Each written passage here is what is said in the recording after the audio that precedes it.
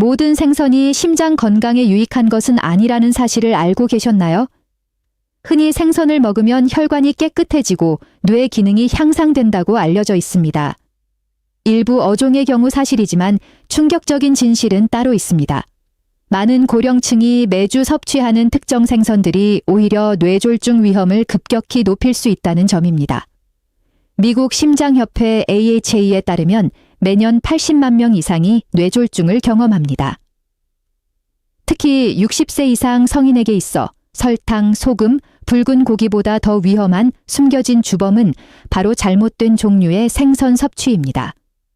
어떤 생선은 오메가3 지방산이 풍부해 심장을 보호하고 염증을 줄이지만 수은, 나트륨 또는 산업 독소 함량이 높은 생선은 정반대의 작용을 합니다. 이들은 혈액을 걸쭉하게 만들고 혈압을 높이며 동맥 내벽을 손상시킵니다. 심장 건강을 위해 매일 생선을 먹어온 68세 남성의 사례를 보겠습니다. 그는 건강식이라 믿었던 생선을 즐겨 먹었지만 갑작스러운 혈압 상승으로 응급실에 실송되었습니다. 검사 결과 그가 즐겨 먹던 생선에는 수은과 나트륨이 가득 차 있었습니다. 그는 심장을 돕는 것이 아니라 서서히 해치고 있었던 것입니다. 이번 영상에서는 여러분의 뇌졸중 위험을 조용히 높이는 흔한 생선 10가지를 공개하고 대신 선택해야 할 더 안전한 대안을 제시해 드리겠습니다. 첫 번째는 양식 연어입니다. 연어는 오랫동안 최고의 건강식으로 칭송받아 왔습니다. 하지만 오늘날 마트에서 흔히 볼 수 있는 양식 연어는 자연산 연어와는 생물학적으로 완전히 다릅니다. 양식 연어는 좁은 가두리에서 곡물, 콩, 어유로 만든 가공 사료를 먹고 자랍니다. 이러한 비자연적인 식단은 연어의 성분을 변화시킵니다. 양식 연어는 자연산에 비해 염증을 유발하는 오메가6 지방산이 최대 5배 더 많고 나쁜 LDL 콜레스테롤을 높이는 포화 지방 수치도 높습니다. 가장 우려되는 점은 수십 년간 금지된 산업 화학 물질인 PCB 폴리염화비페닐와 같은 오염 물질이 사료와 물을 통해 연어의 지방 조직에 축적된다는 것입니다. 한 연구에 따르면 양식 연어의 PCB 수치는 자연산보다 8배나 높았습니다. 67세 환자 리처드의 경우 건강을 위해 매주 양식 연어를 먹었으나 오히려 염증 수치가 상승했습니다. 연어 자체가 적이 아니라 출처가 문제입니다. 가능하면 알래스카산 자연산 연어, 홍연어 등을 선택하고 사료에 합성 염료를 첨가한 양식 대서양 연어는 피하십시오. 두 번째는 틸라피아입니다. 저렴하고 맛이 담백해 미국에서 가장 많이 소비되는 생선 중 하나지만 심혈관 건강에는 최악의 선택일 수 있습니다.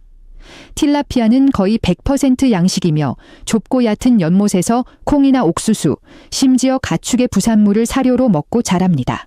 그 결과 틸라피아는 오메가3가 거의 없고 오메가6 수치가 비정상적으로 높습니다. 웨이크 포레스트 의과대학의 연구에 따르면 틸라피아의 염증 유발 잠재력은 햄버거 패티나 베이컨보다 더 위험할 수 있습니다. 72세 환자 린다는 틸라피아를 즐겨 먹었으나 중성지방과 염증 수치가 비정상적으로 높게 나타났습니다. 틸라피아 대신 자연산 대구, 해덕 또는 알래스카 연어를 선택하는 것이 혈관 건강을 지키는 길입니다. 세 번째는 참치 통조림입니다. 간편한 단백질 공급원이지만 날개다랑어, 알바콜, 아이와 같은 대형 어종은 위험한 수준의 수은을 함유하고 있습니다.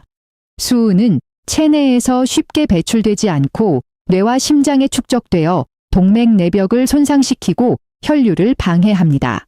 또한 통조림에 포함된 높은 나트륨 수치 한 캔당 약 300공기로비니롱이버는 혈압을 높이는 주범입니다. 70세 환자 조지는 붉은 고기를 끊고 매일 참치 샌드위치를 먹었으나 혈중 수은 수치 상승과 동맥 경화 초기 증상을 보였습니다.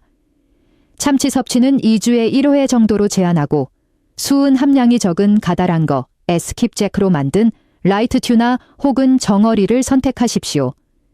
네 번째와 다섯 번째는 황새치와 킹, 매커럴 삼치류나입니다.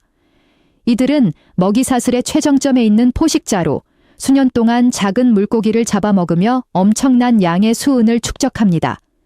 황새치의 수은 수치는 정어리보다 20~30배 높으며 이는 동맥의 유연성을 떨어뜨리고 뇌 신호 전달을 방해합니다.